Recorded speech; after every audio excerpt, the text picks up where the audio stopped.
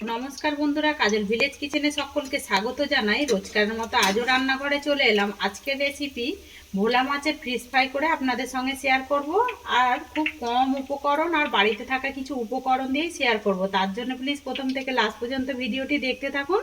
আশা করছি বেশ ভালো লাগবে। তো চলুন তাহলে শুরু করা যাক। তো দেখুন, এখানে আমি ভোলা মাছ নিয়েছি। তো ভালো করে এটাকে ধুয়ে পরিষ্কার করেই আগে থেকে রেখে দিয়েছি। তো এই ভোলা মাছের ফিশ ফ্রাই করব আজকে। তো তার জন্য দেখুন অপর দিকে আমি জল গরম হতে বসিয়ে দিয়েছি। তো দেখুন এই মাছ দিয়েই কিভাবে আমি করছি। আর এই সামান্য কয়েকটা উপকরণ দিয়েই আমি আজকে বাড়িতে থাকা কিছু উপকরণ দিয়েই করে দেখাবো। তো তার জন্য মাছটা আমি দিয়ে দিলাম একটু গরম জলের মধ্যে। জলটা বেশ গরম হয়ে গেছে। এবারে এর মধ্যে দিয়ে দেব স্বাদ মতো লবণ বা মাপ মতো লবণ। আর দেব আমি একটু হলুদ গুঁড়ো। এই হলুদটা চাইলে নাও দিতে পারো, আমি একটু সুন্দর একটা রঙের জন্য একটু হলুদ গুঁড়ো দিয়ে দেব। দিয়ে এবারে মাছটাকে আমি খুব ভালো করে আগে সিদ্ধ করে নেব। খুব অল্প সময় লাগে, খুব বেশি সময় লাগে না। দেখো মাছটা দেবার পরে কিন্তু লবণের আর হলুদের মধ্যে কতটা শক্ত হয়ে উঠলো দেখুন। আর দেখো মাছগুলো কিন্তু বেশ ভালোভাবে সিদ্ধ হয়ে গেছে। এবার আমি এটাকে নাবিয়ে নেব, একটা থালার মধ্যে নাবিয়ে নেব। এটাকে একটু ঠান্ডা করে নেব, নাহলে কিন্তু কাঁটাটা ছাড়াতে আমার অসুবিধা হবে। তো মাছটাকে কিন্তু বেশ ঠান্ডা করে নিয়েছি। এবার আমি হাত দিয়ে কাঁটাগুলোকে ছাড়িয়ে নেব। তো এই যে এই মুড়োটা রয়েছে, এই মাথাটাকে কিন্তু বাদ দিয়ে দেবো। এর মধ্যে কাঁটাও রয়েছে বা এর মধ্যে দুটো কাঁকড়ের মতো বালির মতো থাকে। তো এবারে মাছটাকে খুব ভালো করে কিন্তু ছাড়িয়ে নিতে হবে। তো আমরা সবসময় দেখবেন ভেটকি মাছ কিংবা কাতলা মাছের ফিশ ফ্রাই করে খেয়ে থাকি। আর আমি আজকে এই ভোলা মাছ থেকেই করে দেখাবো। আর বাড়িতে থাকা কিছু উপকরণ দিয়েই করে দেখাবো, যাতে সবাইরই কিন্তু হাতের সামনে সবটাই পাওয়া যায়। সেইটা করেই দেখাবো আর সেইভাবেই আমি বুঝিয়ে দেব। আর এই যে মাছটার বেশ ভালো করে খুব সুন্দরভাবে কাঁটাগুলোকে ছাড়িয়ে নিলাম। এবারে এর মধ্যে দেব যেটা সিদ্ধ করে রাখা একটা আলু। এই দেখুন একটা আলুকে আমি সিদ্ধ করে রেখেছি। এটা সবাইরই বাড়িতে আলু তো অতি অবশ্যই থাকে। আর এই দেখুন আলুটাকে একটু হাত দিয়ে এইভাবে আমি একটু টুকরো করে ভেঙে দিলাম। এবারে এর মধ্যে কিছু উপকরণ দেব। এবারে এর মধ্যে আমি দেব স্বাদ মতো লবণ বা মাপ মতো লবণ। তো লবণ দিয়ে দিলাম, মাছের মধ্যে কিন্তু লবণ দিয়েছিলাম। এবারে কিন্তু এটা মাপ মতো করেই দিতে হবে। আর দেব এর মধ্যে গোলমরিচের গুঁড়ো।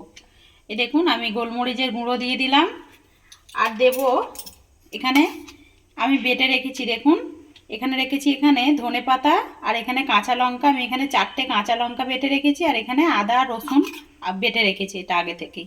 তো এইগুলোকে আমি এর মধ্যে দিয়ে দেব। চাইলে কিন্তু আপনারা ধনে পাতাটা কিন্তু বাদও দিতে পারেন।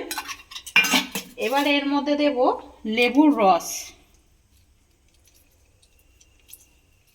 তো দেখুন লেবুর রসটাও দিয়ে দিলাম। এবার আমি এর মধ্যে দেব একটু সুন্দর রঙের জন্য হলুদ গুঁড়ো। আর দেব আমি কাশ্মীরি লঙ্কার গুঁড়ো। তো দেখুন এখানে কাশ্মীরি লঙ্কার গুঁড়ো দিয়ে দিলাম। দিয়ে এবারে এই দুটো উপকরণকে আমি একটু এই সমস্ত উপকরণগুলোকে ভালো করে হাত দিয়ে এইভাবে মাখিয়ে নেব।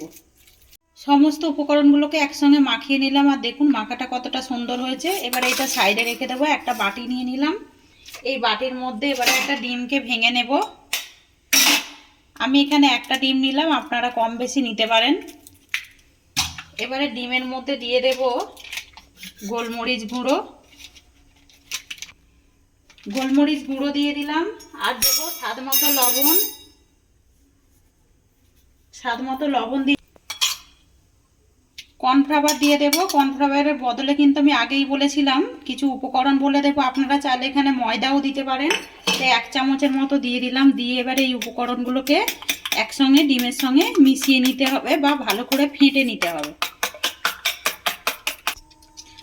আর এই দেখুন এইটা আমি অন্য একটা বাটির মধ্যে ঢেলে নিয়েছি, যাতে করে আমার এইগুলো কোট করতে কিন্তু সুবিধা হয়। তাই জন্য আমি একটা অন্য বাটির মধ্যে ঢেলে নিলাম। এবার আমি যেই মাছের যেই মাখাটা রেখেছিলাম এটা হাতের মধ্যে নিয়ে নেব। আর এই দেখুন নিয়ে নিলাম। চাইলে কিন্তু হাতের মধ্যে একটু তেল লাগিয়ে নেবেন, তাহলে কিন্তু হাতেতে লেগে যাবে না। যে যেরকম আকারের গড়ে নিতে পারো। আমি এইভাবেই কিন্তু গড়ে নেব। আর দেখুন একটা কিন্তু সুন্দরভাবে গড়ে নিলাম, আর দেখুন গড়ে নেওয়াটা কতটা সুন্দর লাগছে। তো এবার আমি এটাকে একটা প্লেটের মধ্যে রেখে দেব। আরও একটা করে দেখাচ্ছি। এখান থেকে অল্প করে নিয়ে নেব এই মাছের যে মিশ্রণটা নিয়েছি।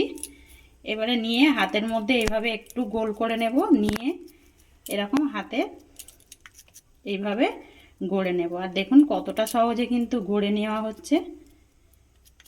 আর দেখবেন এই সব যে কোনো আমি যা যা উপকরণ দিয়েছি সব কিন্তু সবাইয়ের বাড়িতেই থাকে। আর এই দেখুন একটা কিন্তু আরও কতটা সুন্দরভাবে গড়ে নিলাম। এই একইভাবে আমি সবগুলোই গড়ে ফিরে আসছি। সবগুলোই গড়ে নিয়েছি। আর দেখুন এখানে কিন্তু 6টা হয়েছে। একখানা আমি ভোলা মাছ নিয়েছিলাম, ভোলা মাছটা কিন্তু বেশ বড় একটু ছিল। আর একটা আলু দিয়ে কিন্তু বেশ অনেকটাই 6খানা হয়েছে।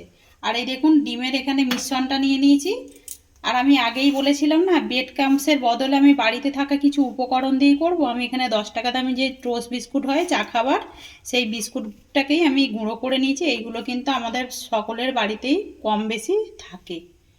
তো এবারে এখান থেকে একটা করে নিয়ে নেব, নিয়ে এই ডিমের গোলার মধ্যে আগে কোট করে নেব। নিয়ে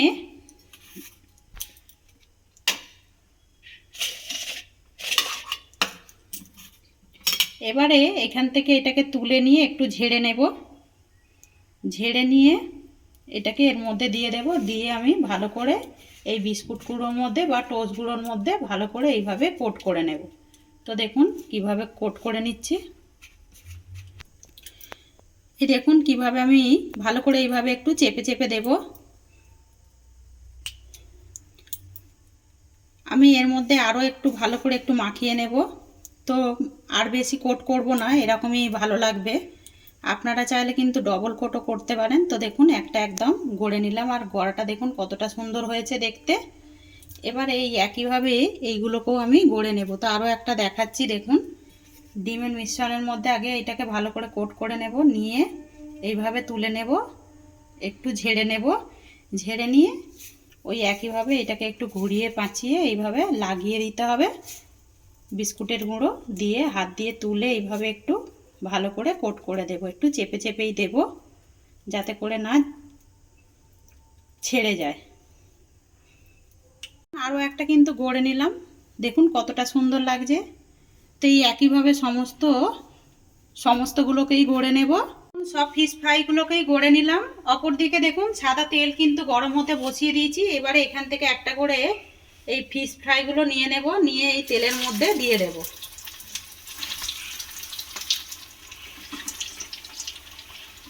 আমি আগে 4টে দিয়ে দিলাম। আর এই দেখুন কতটা সুন্দরভাবে হচ্ছে দেখুন। এবারে এটাকে যখন এক পিঠ হয়ে যাবে অপর পিঠটা এইভাবে উল্টে দেব।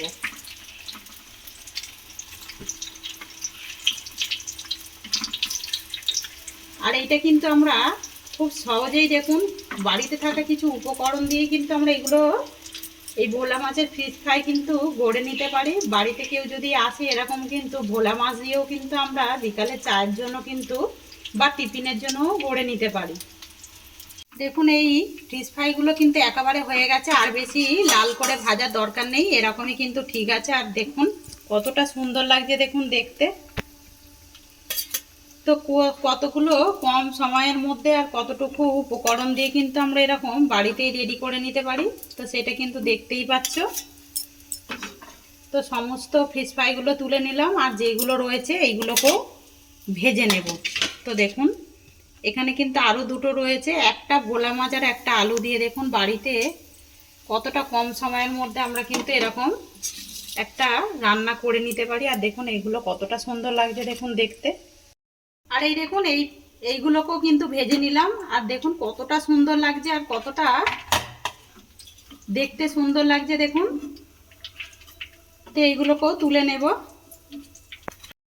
আর এই দেখুন কতটা সুন্দরভাবে ভোলা মাছের ফিশ ফ্রাই করে আপনাদের সঙ্গে শেয়ার করলাম। রেসিপিটি কিরকম লাগলো কমেন্ট করতে ভুলবেন না। একবার হলেও বাড়িতে ট্রাই করে খেয়ে কমেন্ট করে জানাবেন। যদি ভালো লেগে থাকে একটা লাইক করে দেবেন আর বন্ধুদের সঙ্গে শেয়ার করবেন। ছোট্ট চ্যানেলটিকে সাবস্ক্রাইবার করে নেবেন। আমার এরকম নিত্য নতুন রান্নার জন্য পাশে থাকা বেল আইকনটি প্রেস করবেন। সবাই ভালো থাকবেন, সুস্থ থাকবেন। ধন্যবাদ। আবারও নতুন ভিডিও নিয়ে ফিরে আসবো। এটা কিন্তু কাসুন্দির সঙ্গে খেতে বেশ দারুণ লাগবে।